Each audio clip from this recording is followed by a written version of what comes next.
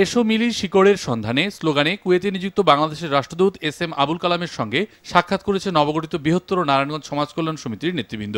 নবগঠিত সমিতির সভাপতি আব্দুল আল মামুন, সাধারণ সম্পাদক সাংবাদিক আলামিন রানা, প্রধান উপদেষ্টা মোহাম্মদ সোহেল জসিম, সাংগঠনিক সম্পাদক মোহাম্মদ সেলিম হাওলাদার, অর্থ সম্পাদক মোহাম্মদ ইকবাল হোসেনের নেতৃত্বে 15 সদস্যের প্রতিনিধি দল সংগঠনের পক্ষ হতে 31 সদস্য বিশিষ্ট কমিটির একটি তালিকা রাষ্ট্রদূতের হাতে তুলে দেন। 13তম প্রতিষ্ঠাবার্ষিকীতে মালয়েশিয়া প্রবাসীদের ভালোবাসায় সিক্ত হল বাংলাদেশের জনপ্রিয় টেলিভিশন চ্যানেল RTV। কুয়ালালামপুরে এই উপলক্ষে আয়োজিত এক অনুষ্ঠানে বিভিন্ন শ্রেণী পেশার প্রবাসী বাংলাদেশিরা যোগ দেন। এ সময় প্রিয় চ্যানেলকে শুভকামনা জানানোর পাশাপাশি বস্তুনিষ্ঠ সংবাদ ও মানসম্মত অনুষ্ঠান সম্প্রচারের জন্য RTVর কলাকুশলীদের ধন্যবাদ জানান তারা। একই সঙ্গে প্রবাসীদের নিয়ে আরও বেশি প্রতিবেদন প্রচারেরও দাবি জানান প্রবাসীরা। প্রতিষ্ঠাবার্ষিকীতে RTVকে মালয়েশিয়া প্রবাসী বাঙালিদের পক্ষ থেকে শুভেচ্ছা। বাংলাদেশ আওয়ামী যুবলীগ ফুজাইরা প্রাদেশিক কমিটির উদ্যোগে আওয়ামী লীগের সাবেক সাধারণ সম্পাদক সৈয়দ আশরাফুল ইসলামের মৃত্যুতে আলোচনা ও শোকসভা সারজাস্ত একটি হোটেলে অনুষ্ঠিত হয়েছে। মোহাম্মদ ফরিদুল আলমের সভাপতিত্বে ও মোহাম্মদ আবুল কালামের পরিচালনায় এতে প্রধান আলোচক ছিলেন জাহাঙ্গীর আলম।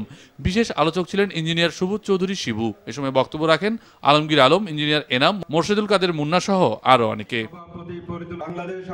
রিয়াদের বাথাস্থ একটি হলরুমে বিএনপির জাতীয় নির্বাহী কমিটির সদস্য ডাক্তার আলহাজ মোহাম্মদ জালাল উদ্দিনের সম্মানার্থে মতবিনিময় আলোচনা সভা অনুষ্ঠিত হয়েছে। বশির আহমেদের সভাপতিত্ব ও জাহাঙ্গীরের পরিচালনায় এতে বিশেষ অতিথি ছিলেন আলসামা মেডিকেলের চেয়ারম্যান জামরুল ইসলাম, বিশিষ্ট ব্যবসায়ী গোলাম রব্বানী, নুরুল আলম, নূর হোসেন সহ অনেকে। জাতীয় ঐক্য ও আলোচনার মাধ্যমে সকল দলের অংশগ্রহণে পুনরায় নির্বাচন দেওয়ার আহ্বান জানান বক্তারা। কাতারের রাজধানী দোহার সবজি মার্কেট এলাকায় প্রবাসী বাংলাদেশিদের জন্য গোল্ড কাপ ফুটবল টুর্নামেন্টের আয়োজন করে young star sporting club Kanaighat Sylhet. সমাপনী খেলায় ইয়ং স্টার স্পোর্টিং ক্লাবকে ট্রাইবেকারে 3-4 গোলে হারিয়ে চ্যাম্পিয়ন হয় কুমিল্লা স্পোর্টিং ক্লাব। খেলা শেষে সমাপনী অনুষ্ঠানে মামুন তালুকদারের পরিচালনায় ও মোহাম্মদ শিহাবের সভাপতিত্বে এতে প্রধান অতিথি ছিলেন কাতার জালালাবাদ অ্যাসোসিয়েশনের সভাপতি মোহাম্মদ নজরুল ইসলাম। বিশেষ অতিথির বক্তব্য রাখেন আহমেদ মালিক, রিয়াজউদ্দিন, মাসুক আহমেদ, সোহেল আহমেদ সহ আরও অনেকে। মুজাহিদ আহসান, RTV।